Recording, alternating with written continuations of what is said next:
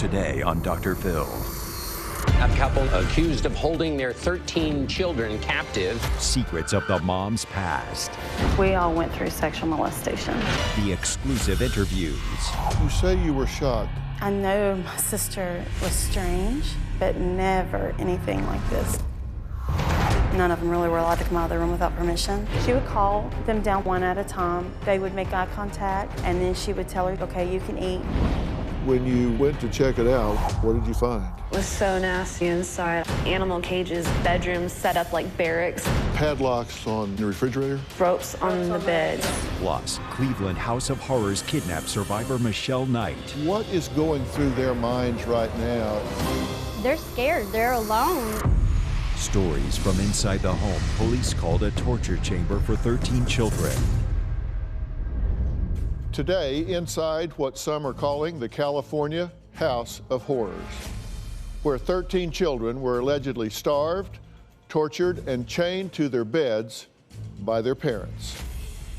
On the outside, David and Louise Turpin's house looked like any other. But inside, authorities claim it was a nightmare. The Turpin children, with their bowl haircuts and matching clothes, were allegedly held captive and only allowed to move around their house in the darkness of night. On the rare occasion neighbors saw them, they likened their pale, frightened, and thin appearances to vampires and twilight children. Police said when they arrived, Louise Turpin seemed perplexed as to why they were there, even though on the other side of the door, 13 children as young as 2 and as old as 29 were allegedly being held prisoner by their own parents. Developing news tonight, 2 parents under arrest after a horrific discovery. A married couple near Los Angeles is in jail, accused of holding their 13 children captive. This is the alleged House of Horrors. The parents of the male suspects, they say that the mom and dad who were arrested are deeply religious people who reportedly felt called by God to have so many children. Deputies responded to the home early Sunday morning after a slightly emaciated 17-year-old girl who appeared to be only 10 managed to escape and call 911. She told police her 12 brothers and sisters, ranging in age from 2 to 29, were being held captive inside by her parents.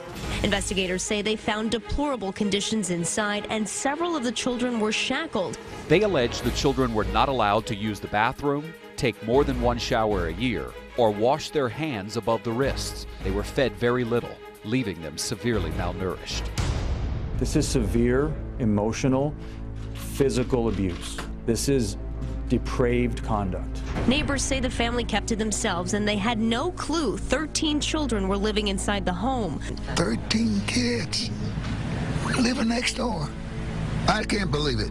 Over their more than 30 years of marriage, David and Louise renewed their vows 3 times in Las Vegas. David and Louise, I now pronounce that the 2 of you still will be husband and wife. These pictures from Facebook paint a picture of a happy family, but deputies say they were anything but. Prosecutors say in addition to the beatings, the children were also restrained with ropes. These defendants eventually began using chains and padlocks to chain up the victims to their beds. David and Louise Turpin are facing 37 felony counts of torture, false imprisonment, and child abuse. Their attorney entered not guilty pleas on their behalf. The couple were shackled with chains, the same type of restraints that the district attorney says they used on their own children for weeks or months at a time. If the parents are convicted, they could face 94 years in prison. They failed their kids. That's what happened. The 2 parents, they failed their kids. Well, today we're going to begin to search for answers as we unpack what we know about the Turpins' life. Are there clues that lie in their past? Well, we're going to speak to Louise's sister and their neighbors who knew who they were. Some of Louise's siblings spoke out recently, shedding a bit of light on just who this mother was and how she ended up charged with some of the most heinous crimes against children ever reported. The last time that I talked to Louise was January 10th. I was wanting to plan a trip in June. She told us she didn't want us to get a motel, that we could stay at the house, and wanted to buy a school bus and to have another kid, and they wanted to make it 14.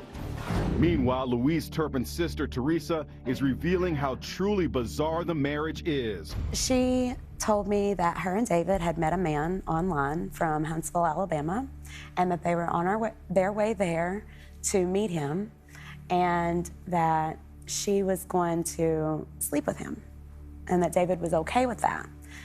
All I know is that, because I told her I thought it was a mistake, that this was not, you know, and all that I know is that it did happen. She went to Huntsville, Alabama. David dropped her off. She met this man at a motel, slept with him.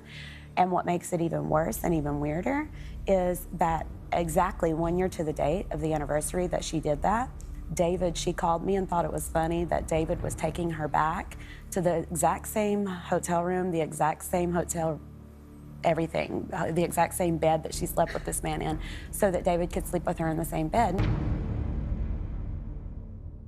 Well, joining us now is Louise Turpin's sister, Elizabeth. You know, thank you for being here. I mean, this can't be fun for you to talk about. No. First off, how did you find out about it? Was it on television? Did someone call you? Somebody tagged me on Facebook, the news, and my heart dropped, and my reaction, I was shocked. My husband thought somebody had died. That was my reaction. I just fell apart. And then not even 5 minutes later, I had a news reporter calling me and wanting to interview me, and it began like that. So you say you were shocked. This was something that you couldn't believe about your sister? I know my sister was strange, but never anything like this, no. Describe strange for me. Louise, when she left home, she wanted to put everything behind her. She wanted to put, including the family, because of our history of abuse as children. So Louise was very distant, so to me that's strange, that she would just not want to talk to her parents or siblings, nobody.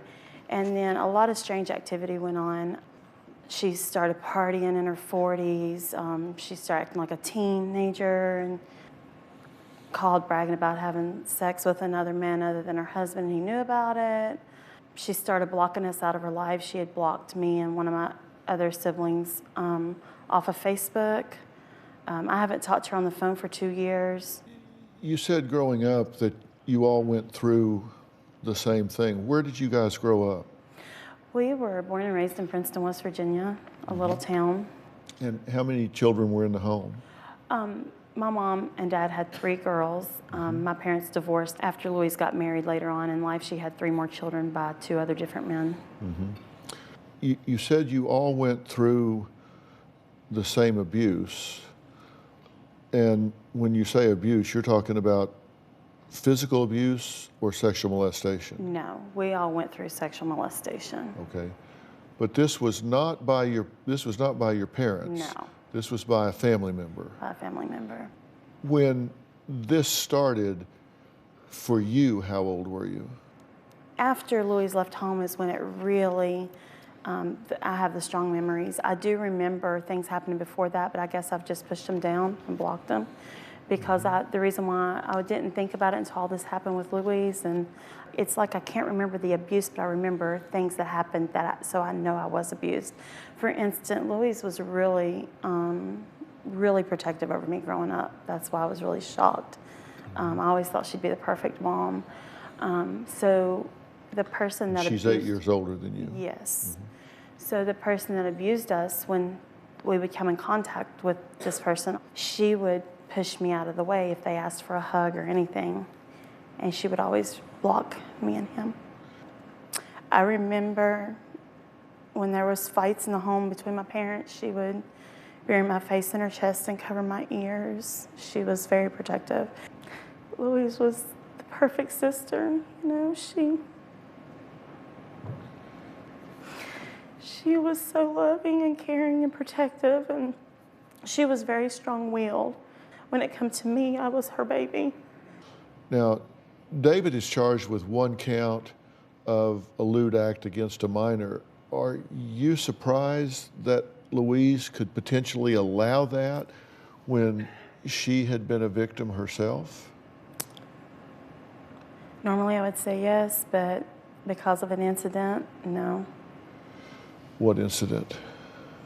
I ended up staying a summer with them during college, and she allowed David to mess with me, so. But I was an adult, and I was 19, so I'd never thought he would have done it to a child. I thought it was just like the sister, younger sister, you know, flirty, like, you know, so I would have never thought that it would have happened to a young child. When you say she allowed him to mess with you, what do you mean? Well, he was just real flirty. He would say stuff that was real inappropriate, made me feel very uncomfortable. And then he would come in the shower and watch me shower and make me get out in front of him. Never touched me. She would actually pick the lock to let him in? She was the one holding the coat hanger when they come in, so I was always assuming she was opening. You assumed she picked the lock because she was holding the pick. Yeah. So she would stand there and watch him watch you. What did she say? She would laugh and say that I was embarrassed, and I was red from head to toe. They tried to make it off like it was a joke, like they weren't doing anything wrong. And what children were in the home at the time? The 4 older ones. And tell me what you observed in terms of parenting during that time. They were very strict, but I never saw any type of abuse. The oldest one was not allowed to come out of her, well, none of them really were allowed to come out of the room without permission. They stayed in their room pretty much all the time.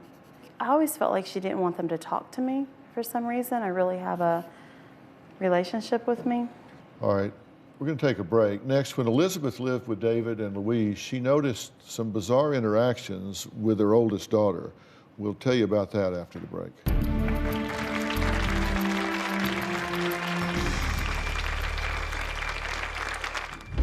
This photo shows the children on trips to Disneyland wearing identical clothes and hairstyles. Pageboy cuts for boys, just like their father. And all the girls have shoulder-length hair parted in the middle. They would march in circles for hours in the middle of the night. According to the DA, the kids in the family would stay up all night and they would sleep all day. And the malnutrition was apparently so bad that prosecutors say the muscles on the children were literally wasting away.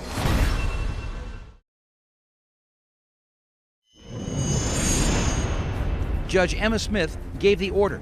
Neither one will have any contact of any kind with their 13 children. You must not try to or actually get their addresses or locations. The prosecution and the court has made it very clear from day one. They will do everything to protect the identity of the children, even the adults. Now, joining us now is CBS News correspondent David Begnaud from New York. He has been covering this story. So, David, can you bring us up to date? What's the latest? The latest in the case as we know it is that the parents were reportedly thinking about moving to Oklahoma.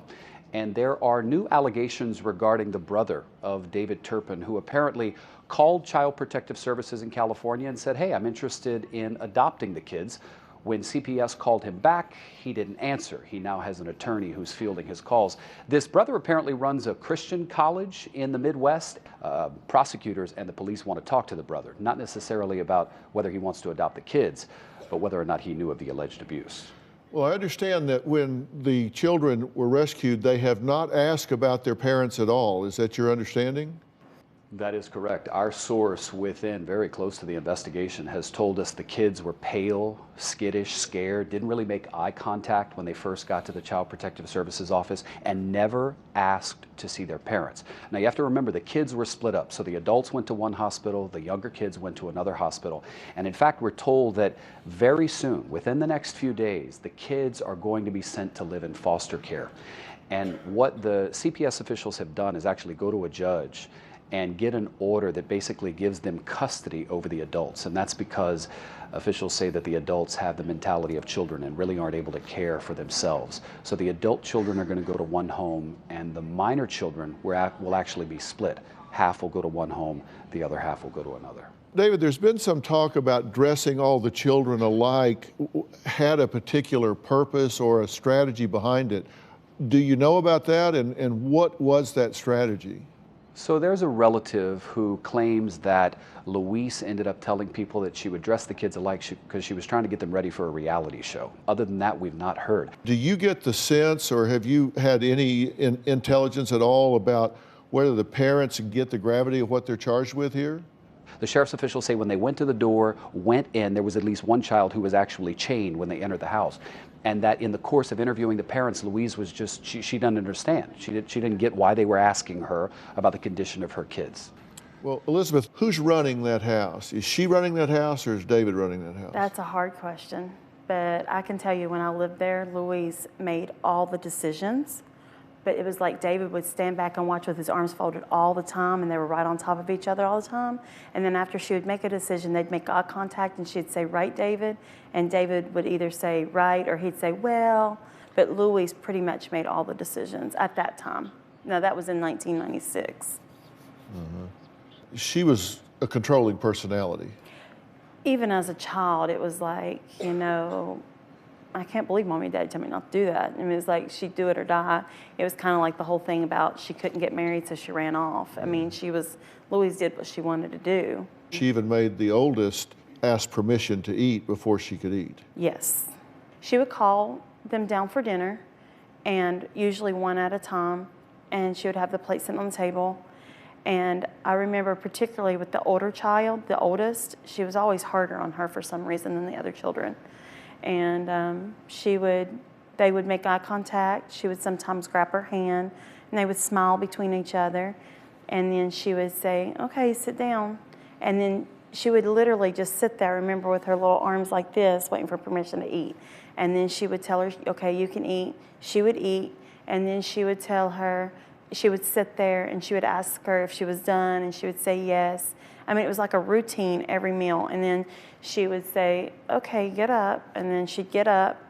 Again, Louise would take her by the hands, look at her, smile. It was like a secret code, and then she would send her back to her room. Yeah, well, David, thank you so much. We'll continue to stay in touch and follow this case right along with you. We appreciate your time today.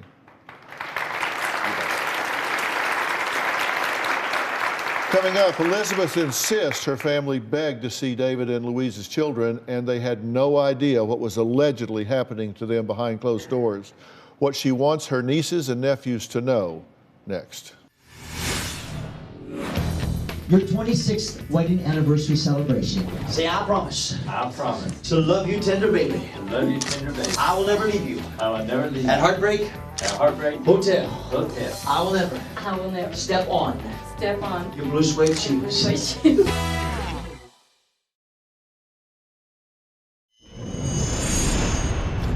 Let me break it down, and the terms are not so pretty.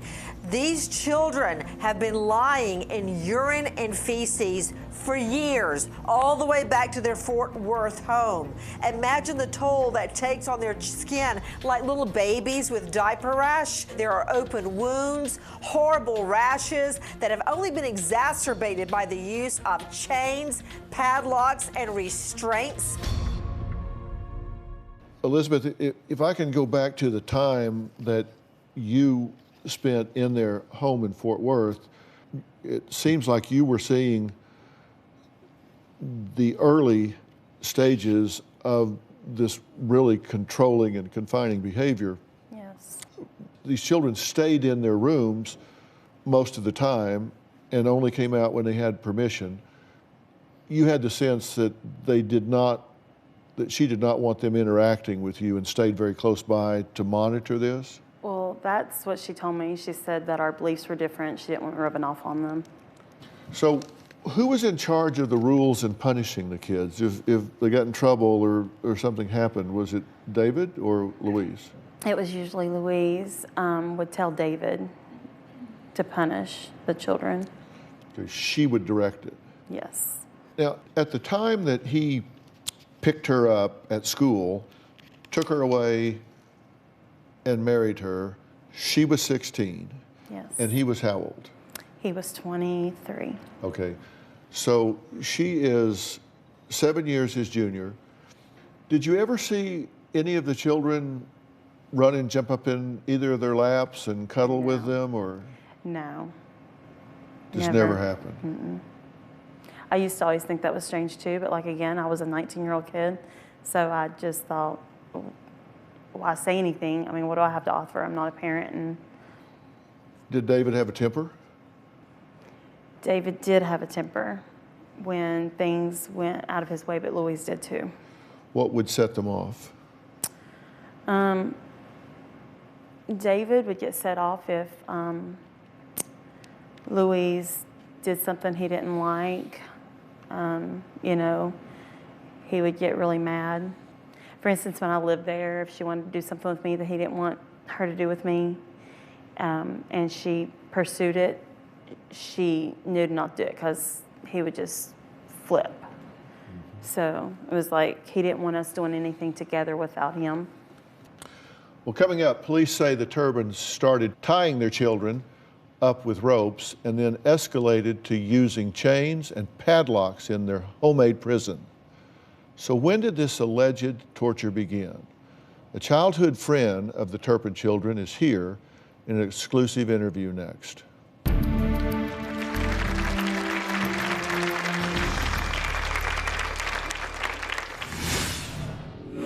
Did you ask their names once? I asked their names, and the older girl, she was like, well, we're not really allowed to tell anyone our names, but if you pay attention to what we're saying, maybe you could figure our names out.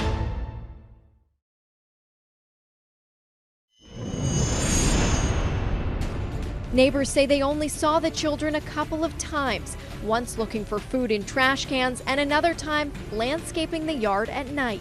The older kids, I thought they were like 12 because they looked so malnourished, so pale. So because of that, I thought that they were much younger than what they were. The kids were not sociable at all. Like, you know, they were like, didn't want to look at people, no eye contact with society. Years of alleged abuse and nobody heard anything. Sad to say, no. So horrible. I can't believe this. I can't believe this. It's so sad. Those were some current neighbors of what's being called the House of Horrors in Paris, California. David and Louise Turpin were arrested and charged with torture, false imprisonment, and abuse after their daughter reportedly jumped through a window and used a disabled cell phone she stole from the home to call 911. Authorities claim the abuse of these children started more than a decade ago when the family lived in Texas. Joining us in an exclusive interview along with her mom Shelley is Ashley Vineyard. Now, Ashley says she was friends with the oldest Turpin children, Jennifer, Joss, and Jessica, when she lived across the street from their home in Texas. And thank you both for being here. What did you see in Texas, and are you shocked at what you're hearing now?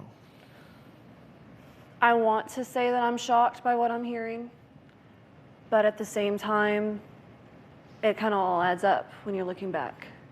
Which children were you friends with? Jennifer, Jessica, and Josh.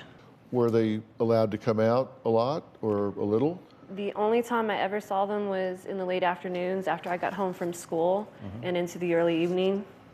And sometimes you could hear them outside late at night. Were they friendly kids? They have a sense of humor? Were they were quiet? really friendly to me, Yeah. but anytime that we were around my mom, if we were walking past the house, my mom was outside, they were really quiet. Like they didn't want to talk a whole lot. Did you ask their names once? Yes, I introduced myself, told them, you know, and they seemed kind of freaked out, so I'm trying to talk to them, calm them down. And I asked their names, and the older girl, she was like, well, we're not really allowed to tell anyone our names, but if you pay attention to what we're saying, maybe you could figure our names out. And then one of the younger girls turned around to her and was going, no, don't, and her eyes were huge, and she looked terrified. You know, and I remember looking at the older girl and going, wow, look at you. You got such little tiny petite arms. And she kind of looked like, you know, like, get back. And so I felt bad. I backed away from her, you know, at that time. One time I came over, and it was probably a little bit earlier in the day than whenever I usually go and try to play with them. And I knocked on the door, and Louise came to the door. And she said that the kids couldn't come outside to play with me. And, you know, I was really young, so I kind of felt a little rebuffed by it. So I left, and I came back the next day, and I knocked on the door. And I knocked, and I knocked, and I knocked, and nobody ever answered. And right next to the door, there's this really big window, and I could see there was a toddler and a playpen there. And anytime that I came over after that, trying to knock on the door and get the kids to come outside to play, either the curtain would be open or shut, and you could see that baby or hear the baby in the playpen right there. But it was like nobody else was there. Elizabeth, one of the things that I've wondered about here, because I've sadly dealt with situations to one degree or another like this before, where a mother has the children and then begins to resent the children once she has them. Over-disciplines the children, over-restricts the children, confines the children in different ways. And the dynamic has been, in more than one occasion, where the mother has become jealous of the children. Like she has the children, and then the children take up time, they take up money, they are loved by the husband, they take a lot of things away from an unhealthy and insecure mother, and she begins to resent them and therefore restricts them in some way, and they stay in their rooms, they can't come out. They're really confined in this way. Is it possible that Louise had that reaction to these children? She didn't really stay in contact with us at all, so I really can't answer that, but it's possible, I guess, you know. Did they ever talk to you about planning to have so many children? Yes, growing up, Louise always said she wanted 12 children. She used to tell my parents that, my grandmother used to talk about it. Particularly with teenagers, I've seen teenagers leave home for two reasons. They're either leaving to get away from home, or they're leaving to get to someone else. Do you think she was running to David or away from home? She was running away from home, I know that for a fact. She was running away from home? Yeah, David was never her type. He was just her way of getting away. He was her rescue. So he wasn't Mr. Right, he was Mr. Right now. Right. He was her ticket away from home. Right. What about home did she want to get away from so badly? The sexual abuse. She wanted to get away from hearing Mommy and Daddy fight all the time. She just wanted to get away. She wanted to forget everything and leave everything behind her. Okay. Ashley says the Turpins disappeared from their home in Texas without a trace. And once they left, she and her mom went to check out the trailer where they had been living for years. What they saw inside will shock you. We'll be right back.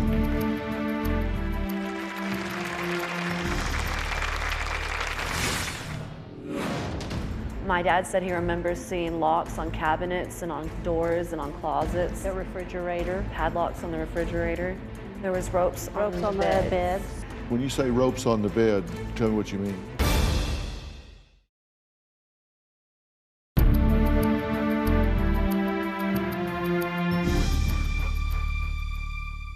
When police arrived at the Turpin home, they say they found filthy conditions. And according to neighbors, these children had been surviving like this for years, even when they lived in Texas. Now, you guys were close proximity-wise to them in Texas, and you went to check things out because they just disappeared, right? Mm-hmm. And when you went to check it out, what did you find? Oh, it was so nasty on the inside. I remember they had moved out of the brick house and they had put a double wide on the property. So they actually had two homes on that property in Rio Vista. One they had trashed and the other they had trashed the brick house so bad that they couldn't live in it. They had pulled carpet out of it. The living room area had newspapers and animal cages and just filth. The carpet was ripped up. It was plywood that was covered in filth. There was trash everywhere. Bedrooms set up like barracks with bunk beds. My dad said he remembers seeing locks on cabinets and on doors and on closets. The refrigerator. Padlocks on the refrigerator. There was ropes on the beds. When you say ropes on the bed, tell me what you mean. Tied at like the head or footboard, and I had no idea what I was looking at. I was like, wow, I wouldn't let my child play with ropes on their bed. I would be afraid they'd hurt themselves. That's how naive I was to what I was seeing. Who would think? You're right. That I mean, your mind doesn't go there, right? You don't want to think the worst. You want your neighbors to be good people. You don't think that they're over there abusing their children. Did you ever see any of the children trying to get away from the house? I did, yes. What did you see? I saw what I believe was Jennifer coming out of the woods and coming up the road towards where I would be taking the children to school, and a lady coming the other way stopped and picked her up as I was going. And that's where, from the neighbors, I was told that she had been asking, how do I get a job? How do I get a car? How do I get an apartment? And so the lady started asking her questions in return, like, what's your name? She didn't want to give her name. Do you know your birthday or how old you are? And she didn't know her birthday, and I don't think she knew how old she was. And did she know who the president was? And the answer was no to that. And we were told at that time that the police had been involved and that CPS had been involved, and this was just hearsay from a neighbor. All right, next.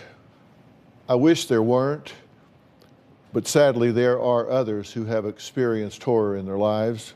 One of them has become a very good friend of mine. I'm talking about survivor Michelle Knight.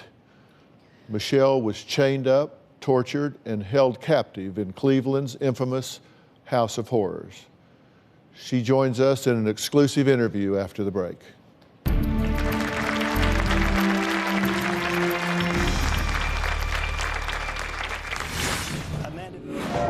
I know her heart was beating 5 miles a minute. I know she was scared. I know she didn't know what was going to happen once she walked out that door.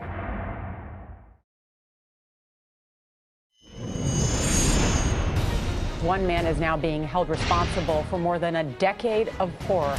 Amanda Berry, Gina DeJesus, and Michelle Knight are all safe and sound tonight.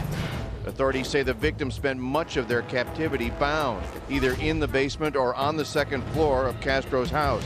Is this the pole he had you chained to? So these heavy, rusty, filthy things were around your neck and your waist? I was basically chained to the bed. I only had this much chain space, so I couldn't like reach the window or anything. Were you starved to the point that it was becoming painful? It was unbearable. I want to talk about the day you escaped. We found them. We found them. What was the first thing you wanted to do? I wanted to kiss the ground that I was walking on and thank God for letting me get out of that hellhole. Well, joining us now via satellite is Michelle Knight. Michelle, it is so good to see you. Hello, it's good to see you too. So, Michelle, what was your first reaction when you heard this horrific story? I started having flashbacks of what happened to me. I had to take myself and literally just take a moment and stop watching TV. Yeah, I can well understand. What do you think will be the hardest part of their recovery? Just being able to be in society and living as a normal person. It's going to be a lot of hard work, and they're going to need a lot of support. What is going through their minds right now? They're scared. They're alone. How brave did the little girl who jumped out of that window have to be to do what she did and put it all on the line? I know her heart was beating 5 miles a minute. I know she was scared. I know she didn't know what was going to happen once she walked out that door. I know that her heart fell to the floor. Do you think it might be hard for them to separate their alleged abusers from other adults in their life? Yes. It's going to take them a minute for them to trust anybody again. It's going to take a lot of work. I know they're definitely going to have a difficult time separating away from their parents because that's all they know. So what should their family, who does love them, who feels horrible about what's happened to them, What should they say or do to gain their trust? What do they need to hear from those people now? All they need to hear is that they love them, they care, and they're willing to take the time and the space for them to heal. And know that if you push, they will pull away.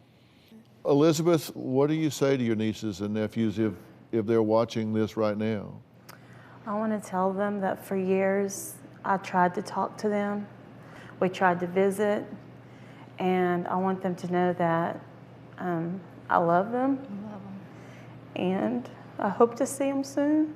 Michelle, there may be a time that you'll have an opportunity to talk to some of these children and share some of your experiences with them, and I know you would be willing to do that. Yes, I would.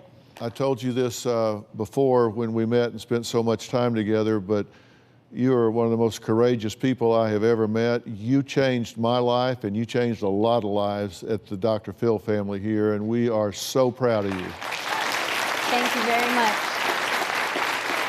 I truly appreciate it. Yeah. Thank you. You bet. All right, coming up, what's next for these survivors? We've spoken to Child Protective Services. We'll let you know how they're doing and what is next on their journey to healing. We'll be right back.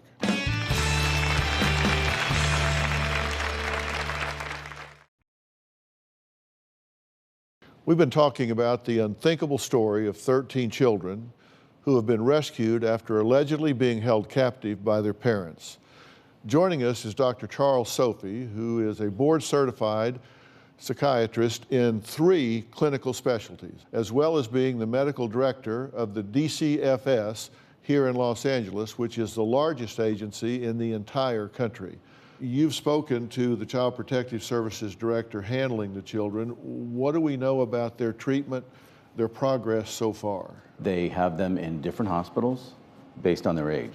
Right. And they're safe, they're together. They try to keep sibling groups together because they're being ripped away from, believe it or not, the people they love. And right. So trying to keep them and then get them assessed, both physically and mentally.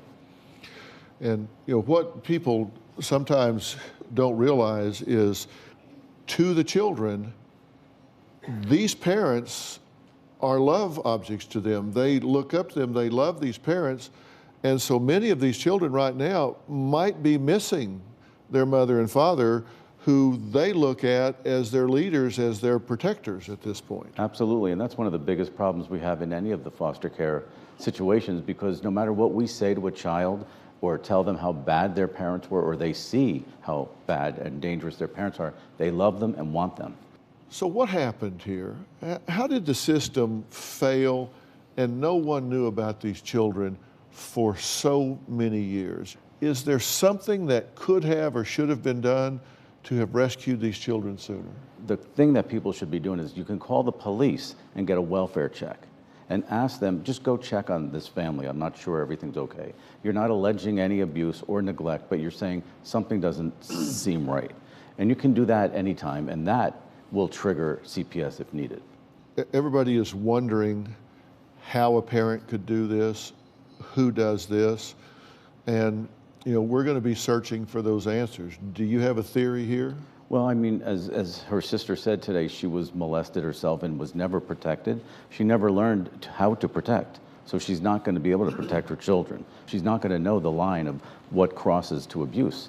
Look, okay, this is a story obviously we're going to follow. I want to thank all of my guests today for sharing their insights on this and shedding some light on this unthinkable story. David and Louise Turpin have both pled not guilty to multiple counts of torture, abuse, and false imprisonment. So at this point, their allegations, they are each being held on $12 million bond. We're praying for all of these innocent children. We hope they find healing and peace and that they never have to suffer again. For more information, you can go to drphil.com. Thanks for watching.